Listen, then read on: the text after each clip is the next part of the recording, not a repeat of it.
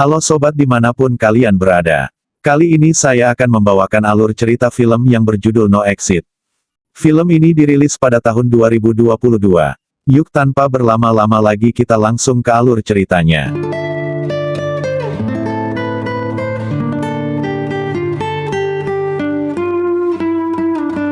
Di awal film kita diperlihatkan beberapa orang berada di dalam tempat rehabilitasi pecandu obat-obatan narkoba.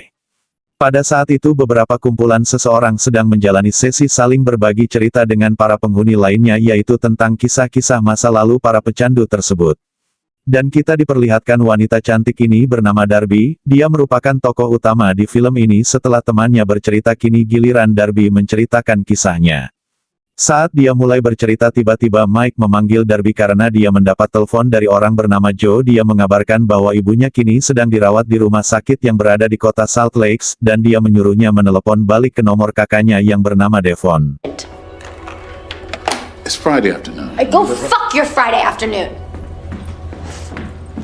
Namun karena sebuah peraturan di rehabilitas tersebut, seluruh pasien tidak diperbolehkan untuk melakukan panggilan keluar walaupun hanya untuk menghubungi keluarganya.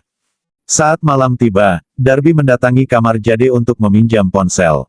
Darby mengancam akan melaporkannya ke petugas kalau kamu memiliki handphone jika Jade tidak meminjamkannya. Lanjut kemudian Darby menelepon Devon. Karena kakaknya sudah dibuat pusing oleh perbuatan Darby, lantas dia menyuruhnya tidak usah datang ke rumah sakit karena sudah capek dengan semua ulahnya. Devon kemudian menutup teleponnya. Darby kemudian memutuskan untuk menjenguk ibunya bagaimanapun caranya.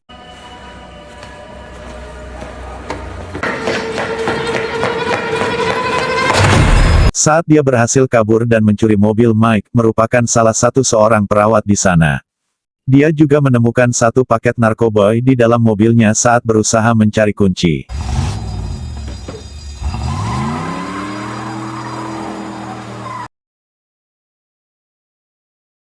Di saat dalam perjalanan, GPS di ponsel Jade yang dia bawa mengabarkan bahwa cuaca buruk dan ada kecelakaan di jalur yang akan dia lalui. Dia pun mengambil jalur lain, saat berhenti untuk membaca pesan dari kakaknya yang sekali lagi melarangnya datang. Perasaannya semakin hancur. Dia kembali teringat saat dia sedang overdosis di dalam mobil dan ibunya menggedor-gedor kaca mobilnya. Setelah terbangun dari tidurnya, tiba-tiba seorang polisi mengetuk kacanya. Polisi itu menyuruhnya kembali atau berhenti di rest area beberapa kilometer di depan karena badai salju semakin memburuk. Darby memilih melanjutkan perjalanan dan singgah di rest area.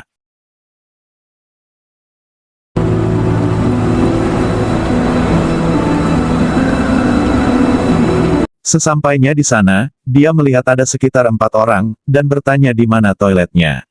Kepada pria bernama Ed, Darby pun langsung menuju ke kamar mandi. Dia sempat berniat untuk memakai narkoba yang dia temukan tapi dia mengurungkannya.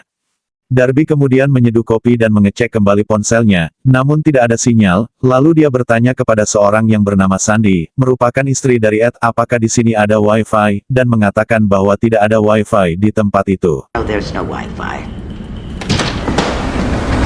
Lalu Darby keluar dan mencoba mencari jaringan, namun hasilnya zonk. Tiba-tiba dia mendengar suara jeritan dari dalam mobil van, dan langsung menghampiri mobil itu dan melihat seorang anak perempuan terikat serta mulut dilakban di dalam.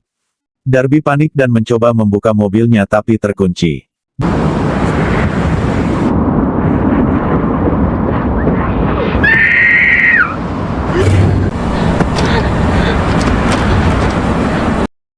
Dia kemudian mengambil foto plat nomor mobil tersebut, dan berniat mengirim pesan ke 911 bahwa ada penculikan anak di rest area tersebut. Lanjut Darby kembali masuk ke ruangan dengan perasaan yang was-was. Dia pun mulai mengamati siapa saja pengunjung rest area tersebut. Satu pasangan yang sudah agak berumur, seorang pria yang sedang tidur, dia bernama Ash, dan seorang pria lagi sedang memainkan korek apinya bernama Lars. Ed lalu mengajak mereka semua main kartu sambil menunggu badai reda. Sambil main kartu, mereka menceritakan sedikit latar belakang mereka masing-masing.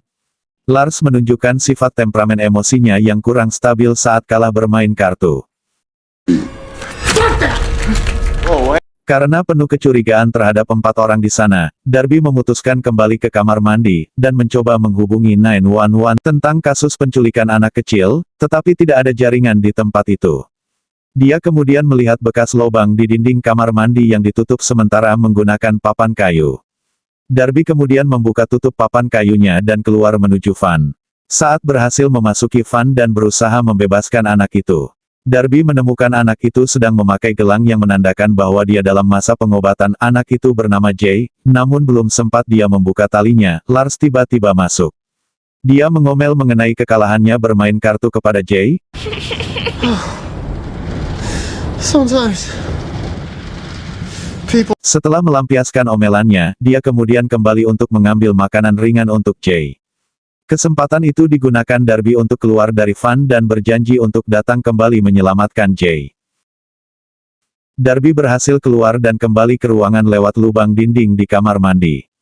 Lars kemudian balik ke mobil hendak membuka pintu dan kuncinya terjatuh dan di situ pula dia menemukan jejak sepatu di permukaan salju. Dia curiga bahwa ada orang lain yang mengetahui penculikan ini, dan dia mencari kembali lagi ke bangunan rest area. Sementara itu, Ash pergi ke kamar mandi untuk mencari Darby. Di saat bersamaan Ash bertemu Darby yang baru saja masuk bermaksud menceritakan hal itu pada Ash. Saat akan menceritakan tiba-tiba Lars juga muncul di kamar mandi. Darby refleks mencium Ash untuk menghilangkan kecurigaan Lars. Setelah Lars keluar, Darby menceritakannya pada Ash dan mengusulkan menghubungi polisi namun tidak ada sinyal. Lars yang mempunyai senjata api kemudian menyuruh Ash mencari suatu alat untuk melawan Lars. Dia kemudian menemukan peralatan penembak paku dan membawanya. Darby kemudian kembali ke ruang depan, dia langsung keluar menuju van. Lars yang merasa curiga kepada Darby kemudian mengikutinya. Saat di dalam van, Darby berhasil membuka lakban yang menutup mulut anak itu. Pada saat ditanya Darby, Jay mengatakan bahwa orang yang membawanya ada 2 orang. Darby pun kaget, rupanya Ash adalah rekan Lars. Dan saat itu, Ash dan Lars sedang bersiap untuk menuju van. Sebelum mereka sampai, Darby keluar dan masuk bangunan rest area melalui lubang kamar mandi. Ash menyusulnya melalui pintu depan. Dia menemukan Darby dan menodongnya dengan pistol. Dia mengancam Darby lalu mengajaknya ke depan agar bertindak seolah tidak pernah terjadi apa-apa. Mereka berlima mulai mengobrol kembali satu meja. Sementara itu Jay berhasil membuka tali ikatannya menggunakan cutter yang ditinggalkan Darby. Dia kemudian keluar dari van tersebut. Sayang sekali Lars dan Ash yang melihatnya lalu keluar ruangan. Di sini Ed yang mulai curiga dengan gerak-gerik Ash dan Lars. Kemudian Darby ke belakang dan Ash pun tidak tinggal diam langsung menyusulnya. Darby menyerang Ash dengan palu namun tidak berhasil, dan sebaliknya Ash dengan santainya melumpuhkan Darby. Tanpa disadari kunci mobil Ash terjatuh dari saku celananya, dan Darby berhasil mengambilnya tanpa sepengetahuannya. Lars masuk melalui lubang dinding dan mengatakan Jay telah kabur. Mereka berdua lalu mencari Jay sambil mengajak Darby. Saat di perjalanan mencari Jay, Darby berhasil melompat jatuh ke bawah dan melepaskan diri. Ash berusaha menembaknya namun belum mengenai sasaran, sementara Darby bersembunyi di balik pohon dan berusaha mengecoh Ash dan Lars.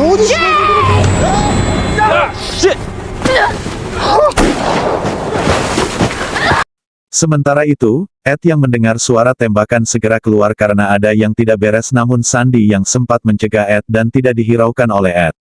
Dia menemukan Jay tergeletak pingsan di halaman dan segera mengangkatnya masuk. Tak berapa lama kemudian, Darby juga berhasil lolos dan kembali. Dia kemudian menceritakan pada Ed dan Sandy mengenai apa yang telah terjadi. Ed segera mengunci pintu untuk menghalangi mereka masuk. Di saat bernegosiasi, Ed menggertak mereka berdua dengan mengatakan bahwa dia akan menembak jika mereka memaksa masuk. That door, I will shoot you dead. Ash dan Lars yang tahu bahwa Ed adalah mantan marinir mulai ragu. Ash kemudian mengatakan bahwa Jay sedang dalam masa pengobatan, dan kini dia memegang obatnya. Di sini Ed punya posisi tawar lebih tinggi saat Darby memberitahu bahwa dia memegang kunci mobil van mereka. Ed kemudian menyuruh mereka memberikan obatnya dan dia akan menyerahkan kuncinya dan membiarkan mereka pergi. Namun ternyata keduanya menjadi lebih nekat. Mereka mengambil bensin dari van dan bermaksud membakar tempat itu. Ed menyuruh Darby untuk menyembunyikan kuncinya. Darby kemudian ke belakang dan membuang kunci tersebut melalui lubang di dinding. Dia kemudian kembali membawa palu dan kunci Inggris sebagai senjata. Sandy mengambil penyemprot lada yang selama ini disimpan di tasnya. Sementara itu di luar, Lars menyiramkan bensin di teras dan Ash menghitung sampai 5 agar Ed menyerah. Di saat itu pula tiba-tiba Jay siuman, dia mengenali Sandy sebagai asisten rumah tangga yang bekerja di rumahnya, rupanya penculikan itu sudah diatur oleh Sandy. Dia juga mengenal Lars dan Ash dari internet dan bekerja sama dengan mereka. Merasa sudah ketahuan, Sandy menyerang Darby dengan penyemprot lada. Darby pun terjatuh. She's the one who fucking did. Jesus Christ, Sandy! Are you crazy? Dia kemudian berteriak memberitahu Ash dan Lars bahwa Ed tidak bersenjata. Keduanya masuk dan menodong Ed. Ash memberikan obatnya pada Sandy untuk disuntikan ke tubuh Jay. Ash kemudian meminta kuncinya pada Ed, namun Ed bersikeras tidak memberitahunya. Alhasil Ash yang emosinya sudah memuncak langsung menembak Ed hingga tewas.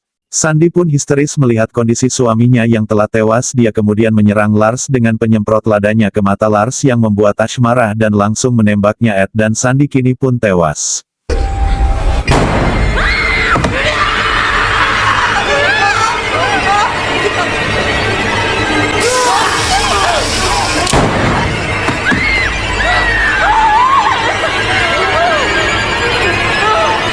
Ash kemudian menyeret Darby dan memaku tangannya ke dinding.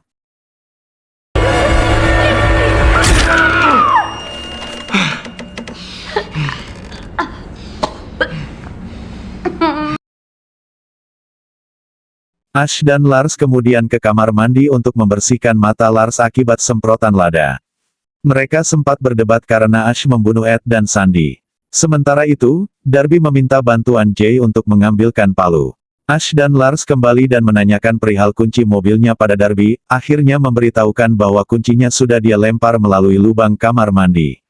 Ash ke belakang untuk mencarinya dan Lars menjaga mereka. Darby menyuruh Jay meraih saklar untuk memadamkan lampu ruangan. Jay yang awalnya ketakutan akhirnya mau mematikan saklar lampu tersebut. Darby yang tahu bahwa Lars tidak akan bisa menyakiti Jay.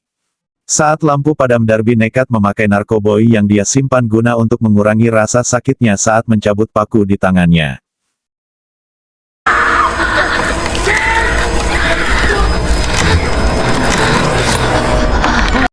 Lars menyalakan kembali lampunya dan tiba-tiba, saat dia berbalik Darby memukulnya dengan palu.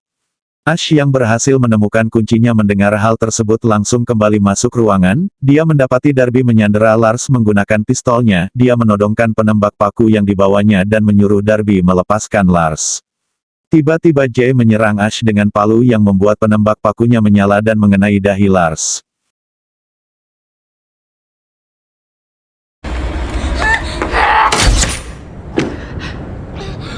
Ash yang tidak menyangka hal tersebut langsung mendekati Lars dan menenangkannya, sementara Darby segera membawa Jay keluar dari tempat itu menuju mobilnya.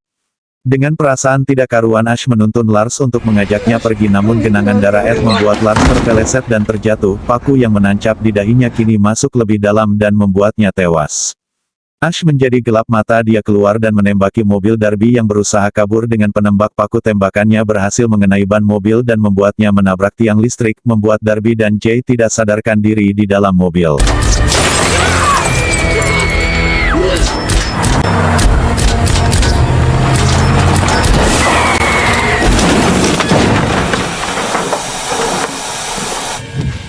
Sementara itu Ash membakar bangunan rest area guna menghilangkan jejak dan kemudian mendekati mobil Darby. Saat mobil polisi datang dan menodongkan pistol ke arah Ash dan menyuruhnya angkat tangan. Namun Ash mendebatnya beralasan bahwa dia akan menolong Darby yang sedang kecelakaan. Dia kemudian keluar mobil dan menembak Ash. Saat dia akan menembaknya lagi, polisi malah menembak Darby hingga tergeletak lemah.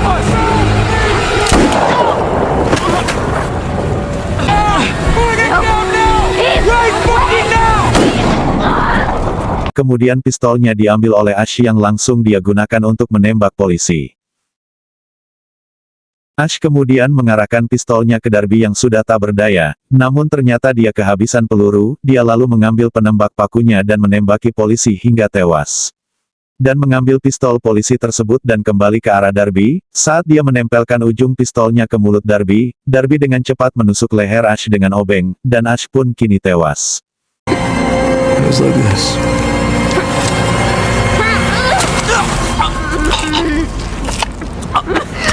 Darby berjuang sekuat tenaga merangkak ke arah mayat polisi dan menghubungi petugas lain menggunakan alat komunikasi yang dibawa polisi untuk meminta bantuan. Cerita pun tamat. Bagaimana dengan alur cerita ini? Bila masih ada salah kata mohon dimaklumi, dan jangan lupa untuk like dan subscribe-nya. Terima kasih.